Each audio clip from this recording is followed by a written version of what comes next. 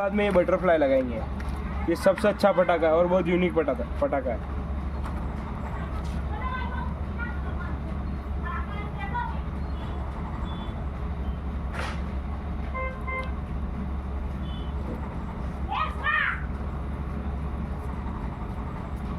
लगा के हम डाल देंगे इसको।